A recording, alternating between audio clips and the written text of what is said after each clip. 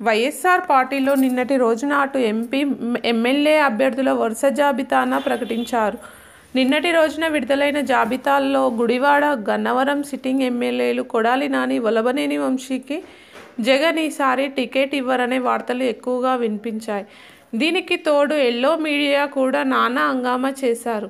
గుడివాడలో కొడాలి నానికి మరొకసారి సీట్ రాదని, గన్నవరంలో వంశీకి కూడా సీట్ రాదనే విషయాన్ని వైరల్గానే చేశారు. ఎల్లో మీడియా గుడివాడ సీటు కాపులకు లేదా యాదవులకు ఇచ్చే అవకాశం ఉందని ప్రచారం చేశారు. ఆ తర్వాత ఈ ప్రచారం బాగా ఎక్కువ కావడంతో కొడాలి నాని రంగంలోకి దిగి ఒక్కసారిగా ఎల్లో మీడియాకు కౌంటర్లు వేశారు.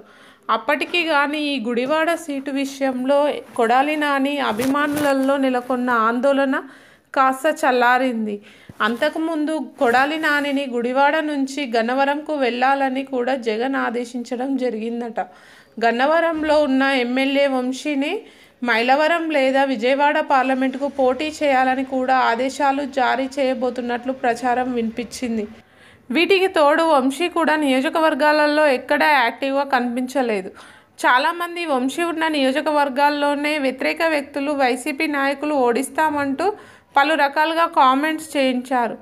అయితే ఈ మధ్యలో 2 సార్లు కొడాలి నానిని వెంట పెట్టుకొని మరీ ఏపీ సీఎం కలిసి రావడంతో అసలు ఏం జరుగుతుందో అర్థం కాలేదు. కానీ తాజాగా రిలీజ్ అయిన జాబితాలో గుడివాడ నుంచి కొడాలి నాని పేరుతో పాటు గన్నవరం నుంచి వంశీ పేర్లు కూడా వచ్చాయి.